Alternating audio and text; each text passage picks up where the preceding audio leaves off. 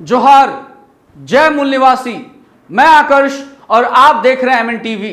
Delhi police ने मंगलवार को जेएनयू के पीएचडी छात्र शरजील इमाम को गिरफ्तार कर लिया है। स्पेशल सेल ने यह कार्रवाई फरवरी में हुई दिल्ली हिंसा के सिलसिले में अनलॉफुल एक्टिविटीज प्रिवेंशन एक्ट के तहत की है। रविवार को इमाम को प्रोडक्शन वारंट पर असम से दिल्ली लाया गया था। दिल्ली पुलिस द्वारा अप्रैल में दाखिल की गई चार्जशीट में इमाम पर राजद्रोह का मुकदमा था। दिल्ली पुलिस के एक कोर्ट में उन पर आरोप है कि उन्होंने देश की अखंडता और संप्रभुता को नुकसान पहुंचाने वाली गतिविधियों में लोगों को शामिल होने के लिए उकसाया था। चार्जशीट में आरोप है कि इमाम ने खुलेआम देश के संविधान का अपमान किया और उसे एक फांसीवादी दस्तावेज करार दिया। दिल्ली लाए जाने के पहले इमाम गुवाहाटी के जेल में भड़काऊ भाषण के मामले में बंद थे। यह बयान उन्होंने पिछले साल सीएए विरोध प्रदर्शनों के दौरान दिया था। इमाम कोविड-19 से भी संक्रमित हैं और उनकी रिपोर्ट 21 जुलाई को पॉजिटिव आई थी।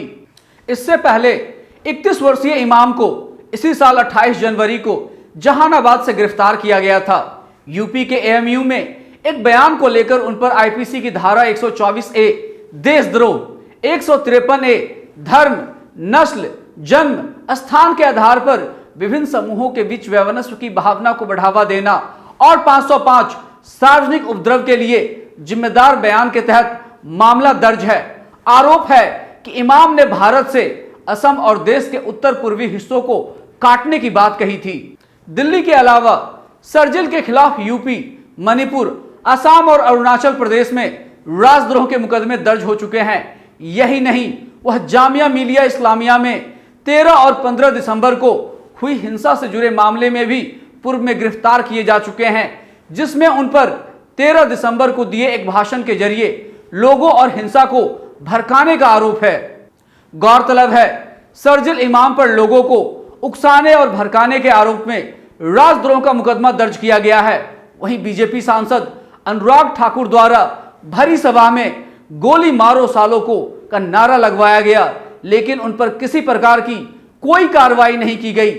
साथ ही दिल्ली दंगा को भड़काने में अहम भूमिका निभाने वाले कपिल मिश्रा के भड़काऊ भाषणों के प्रति भी किसी प्रकार की कोई कार्रवाई नहीं की गई। दूसरी तरफ शरजील इमाम द्वारा देश के संविधान का अपमान करने एवं उसे फांसीवादी दस्तावेज करार देने के मामले में भी पुलिस ने उन पर चार्जशीट दायर की है।